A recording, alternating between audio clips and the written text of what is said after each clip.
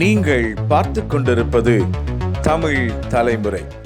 இன்று காலை கோவை ரேஸ்கோர்ஸ் பகுதியில் செஞ்சிலுவை சங்கம் அருகே அமைந்துள்ள வட்டாட்சியர் அலுவலகம் முன்பாக மக்கள் அதிகாரம் அமைப்பினர் ஆர்ப்பாட்டம் நடத்தினர். இது குறித்து நமது தமிழ் தலைமுறை செய்தியாளர் MS சங்கர் கணேஷ் அவர்கள் கூறியதாவது: வணக்கம்.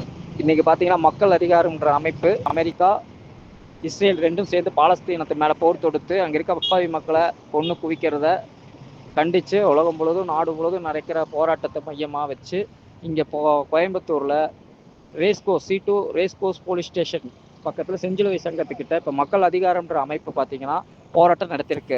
இஸ்ரேல் மற்றும் அமெரிக்க கூட்டுப்படைகள் பாலஸ்தீனத்தின் மீது போர் தொடுத்து அப்பாவி மக்களை கொன்று குவிப்பதை கண்டித்து இந்த ஆர்ப்பாட்டத்தில் ஈடுபட்டவர்கள் கோஷங்கள் எழுப்பினர்.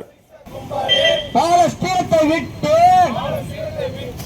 உடனடியாக வெளியேறு, துணைபோகாதே, துணைபோகாதே.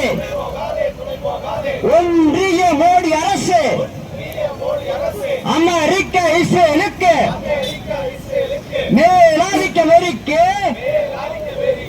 துணைபோகாதே, துணைபோகாதே. அங்கீகரிப்போம், ஆதரவளிப்போம், அங்கீகரிப்போம், ஆதரவளிப்போம். உலக உழைக்கும் மக்களே, சுதந்திர பாலஸ்தீனத்தை அங்கீகரிப்போம், ஆதரவளிப்போம். ஐநா சபையே, ஐநா சபையே, மரணத்தின் விளிம்பில் உள்ள பாலஸ்தீன மக்களுக்கு உணவு, மருத்துவம் உள்ளிட்ட உதவி பொருட்கள் கிடைத்திட ஏற்பாடு செய், கிடைத்திட ஏற்பாடு செய். தமிழ்நாடு தமிழ் புலிகள் கட்சி மாவட்ட செயலர் தோழர் சந்திரன் அவர்களுக்கும், புதிய ஜமாய தொழிலாளர் முன்னணியின் தோழர் ஆரோக்கியராஜ் அவர்களுக்கும் மற்றும் CPML ரெட் ஸ்டார் தோழர் இனியவன் அவர்களுக்கும் இந்த ஆர்ப்பாட்டத்திற்காக அனுமதி அளித்த காவல்துறை நண்பர்களுக்கும் ஊடகத்துறை நண்பர்களுக்கும் அனைவருக்கும் நன்றி கூறி இத்துடன் இந்த ஆர்ப்பாட்டத்தை நிறைவு செய்கிறோம். நன்றி.